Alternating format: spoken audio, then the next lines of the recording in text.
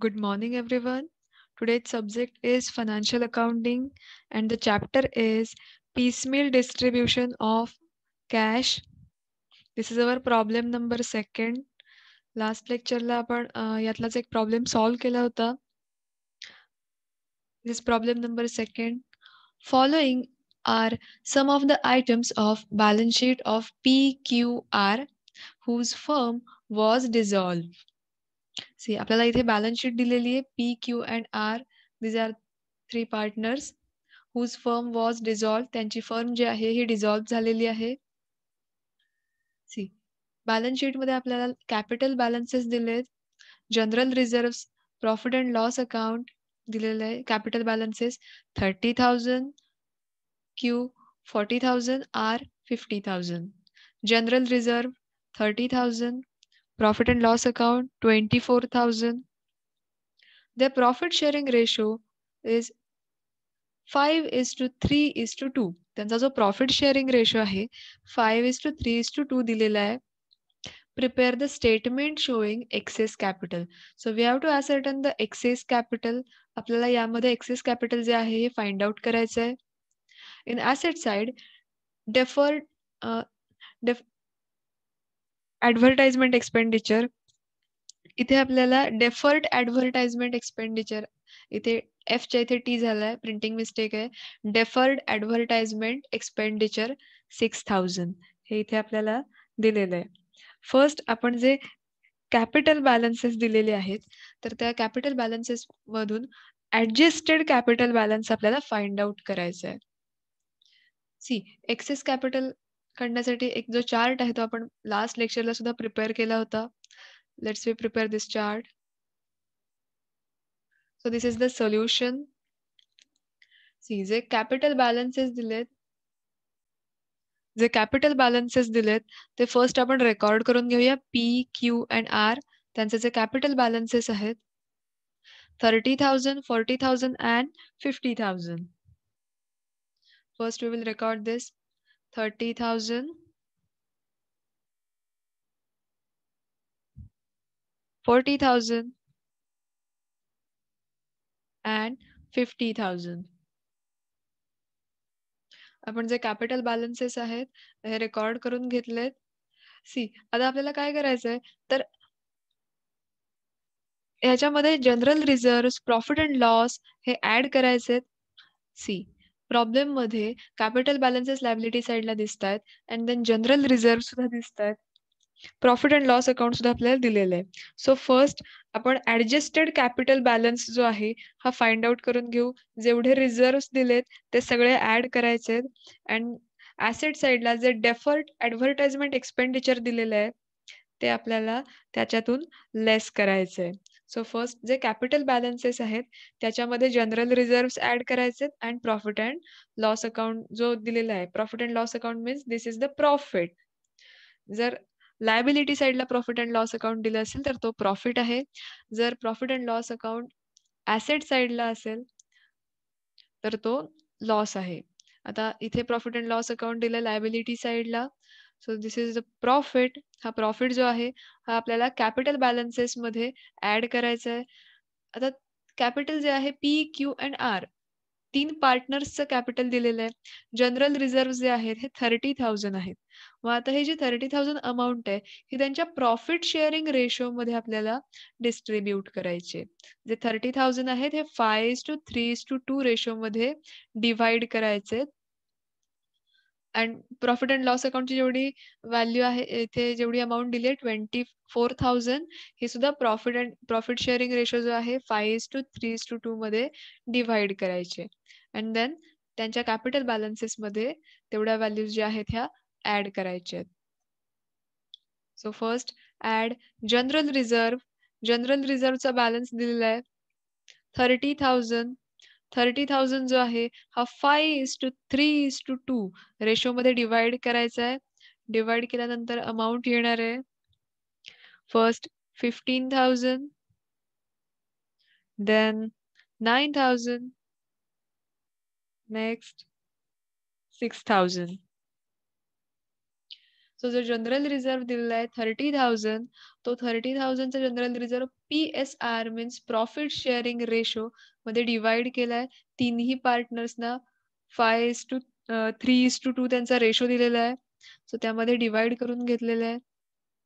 Profit and loss अकाउंटचं जे profit दिलेलं आहे, तो सुद्धा आपण प्रॉफिट शेअरिंग रेशोमध्ये इथे डिव्हाईड करून घ्यायचा आहे आणि त्यांचे जे बॅलन्सेस आहेत, त्यामध्ये ॲड करून घ्यायचं आहे. सो प्रॉफिट अँड लॉसचा जो बॅलन्स दिलाय 24,000. सो जे 24,000 आहेत, हे सुद्धा आपण डिव्हाईड करून घेऊया. In their profit sharing ratio त्यांचा जो प्रॉफिट शेअरिंग रेशो दिलेला आहे, तो आपल्याला 5:3:2 दिलेला आहे. त्यामध्ये डिव्हाईड करून घ्यायचं आहे. So first for P, 12,000. Next, 7,200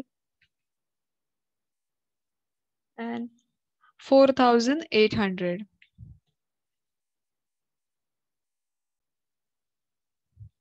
से आपण त्यांचे ॲडिशन जे आहे हे करून घेऊया. 30,000 प्लस 15,000 प्लस 12,000 आपल्याला ॲडिशन करायची आहे त्याची. सो फर्स्ट आपण त्यांचे ॲडिशन करून घ्यायचे. 30,000 plus 15,000 plus 12,000. Total is 57,000. Then 40,000 plus 9,000 plus 7,200. The total is 56,200. 50,000 plus 6,000 plus 4,800. The total is 60,800. ते टोटल करून घेतले. Less deferred advertising expenditure. See asset साईडला जे डेफर्ड ॲडव्हर्टाइजमेंट एक्सपेंडिचर दिलंय 6,000चं, ते आपल्याला त्यात जे टोटल केली आहे ॲडिशन, त्या टोटलमधून आपल्याला लेस करायचं आहे. सो हे जे 6,000 आहेत, हे सुद्धा profit sharing ratio that is 5:3:2 या रेशोमध्ये डिवाइड करून घ्यायचे आहेत. हे जे 6,000 आहेत ते. सो फर्स्ट P कॉलममध्ये जाणार आहेत 3,000. Next Q 1,800 and R 1,200. So या ज्या अमाउंट्स आहेत या लेस करून घ्यायच्या आहेत. And then we get our adjusted capital balance.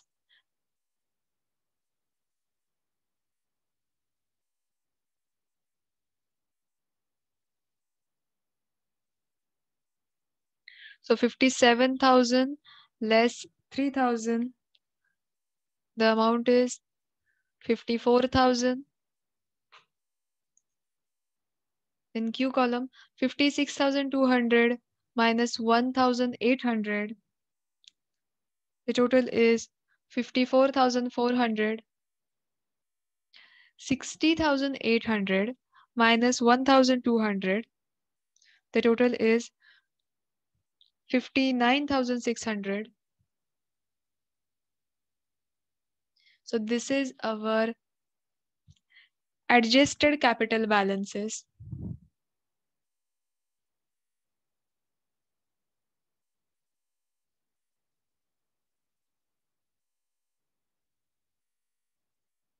हे आपले ऍडजस्टेड कॅपिटल बॅलन्सेस आपण फाइंड आउट करून घेतलेत. आता आपण एक्सेस कॅपिटल जे आहे हे फाइंड आउट करून घेणार आहोत. आपल्याला एक्सेस कॅपिटल फाइंड आउट करायचं आहे. सो फर्स्ट हे जे ऍडजस्टेड कॅपिटल दिलंय हे आपलं कॅल्क्युलेट करून कंप्लीट झालंय. सो प्रॉफिट शेअरिंग रेशो, त्यांचा जो प्रॉफिट शेअरिंग रेशो आहे 5:3:2 तो आपण रेकॉर्ड करून घेऊया. 5 and 3 and 2. This is profit sharing ratio. Next is unit values. Unit values आपल्याला कॅल्क्युलेट करायचे आहेत.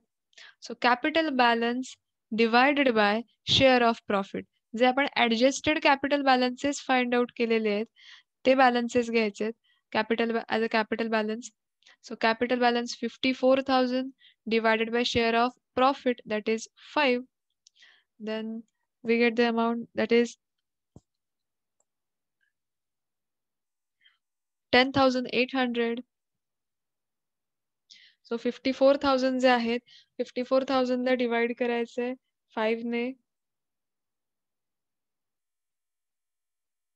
Then the amount is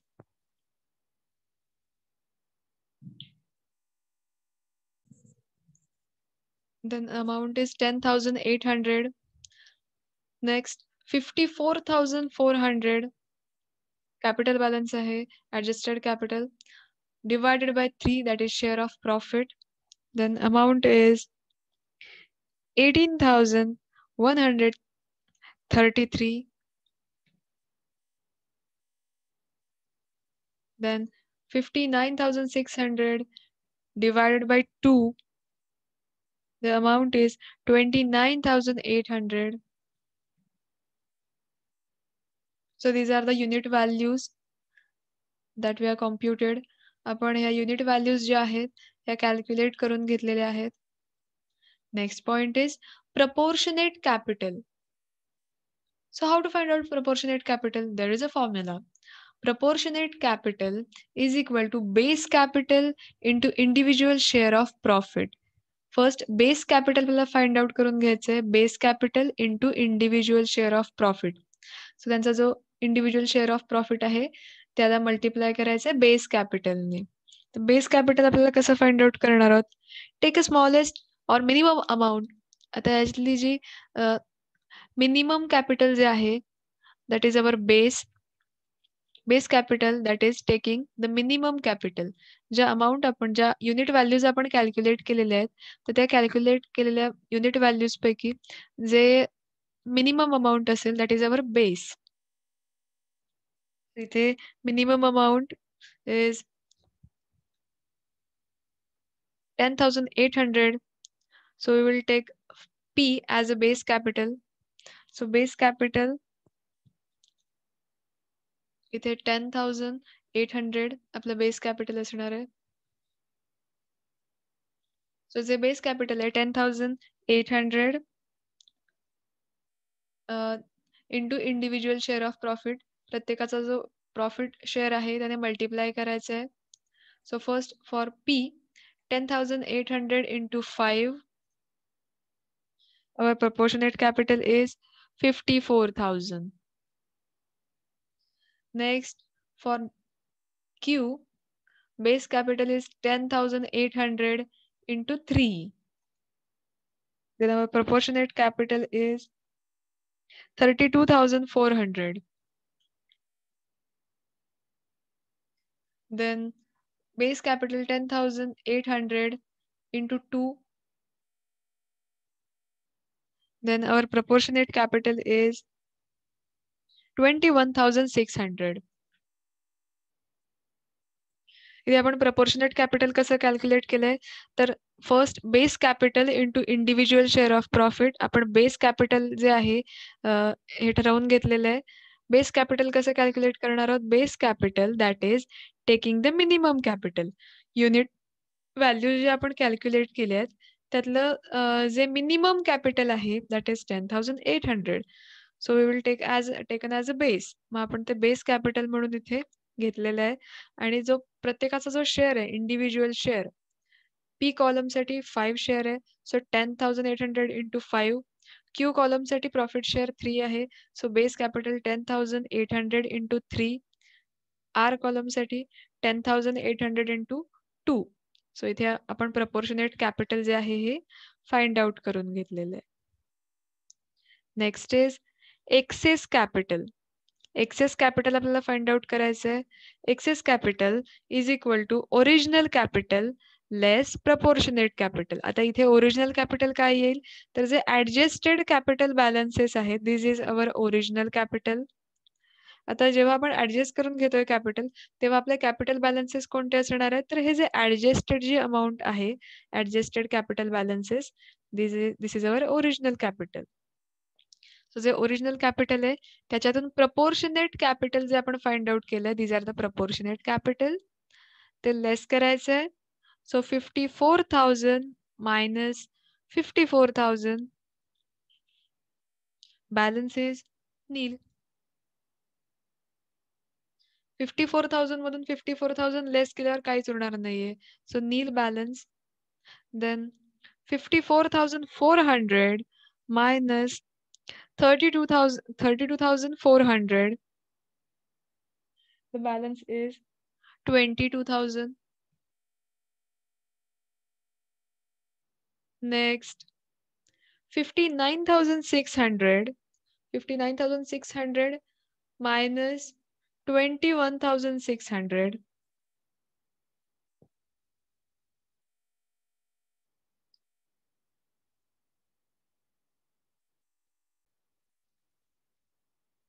So the amount is 38,000.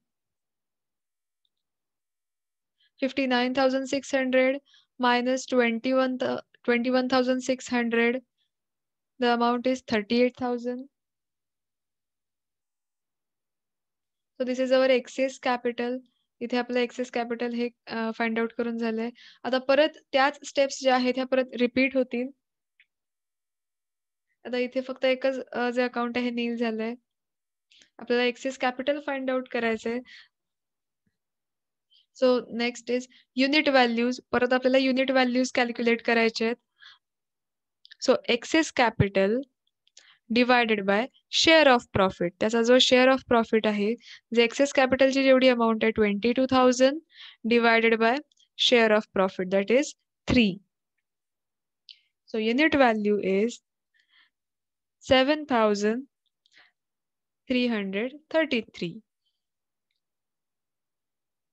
And for 38,000, 38,000 is excess capital divided by share of profit that is 2. Then the unit value is 19,000. Unit values आपण calculate केले आहेत. Next is proportionate capital. Proportionate capital आपल्याला find out करायचं आहे. So proportionate capital is equal to base capital into individual share of profit. So आता base capital आपण कसं find out करणार? तर जेवढ्या अमाऊंट दिल्यात, आता जो पी आहे, पीचं इथे अकाउंट नील झालेलं आहे. सो पी मध्ये काहीच वर्किंग होणार नाहीये. क्यू अँड आर दोघांमध्ये अमाऊंट्स दिसतात. सो आपलं वर्किंग जे आहे हे पी क्यू अँड आर हे 2 कॉलम्स साठी असणार आहे. सो टेक बेस कॅपिटल आपल्याला फाइंड आउट करायचं आहे. Base capital that is taking the minimum capital. मग ह्या दोघांमध्ये जे मिनिमम अमाऊंट आहे that is our base capital. So our base capital is Q.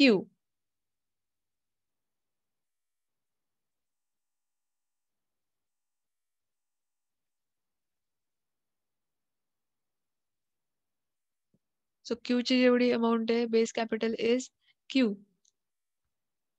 Then proportionate capital is equal to base capital into individual share of profit. जे base capital आहे that is 7,333 into individual share of profit. Individual share of profit 3 and 2. So for Q 7,333 into 3, that is our proportionate capital is 22,000. And 7,333 into 2, then we get the amount is 14,667. So this is our proportionate capital. आपण proportionate capital जे आहे calculate केले. Base capital into individual share of profit 22,000 and 14,667. Next is excess capital. Excess capital in first stage minus proportionate capital. Excess capital in first stage. Excess capital in first stage means इथे जो P आहे त्याचा balance इथे नील झालेला आहे. So ही first stage आहे. यामध्ये P जो आहे त्याचा बॅलन्स नील झाला आहे आणि Q अँड R फक्त इथे त्याचं वर्किंग होणार आहे. So excess capital in first stage minus proportionate capital 22,000 minus 22,000. Balance nil. Next 38,000 minus 14,667. The balance is 23,333.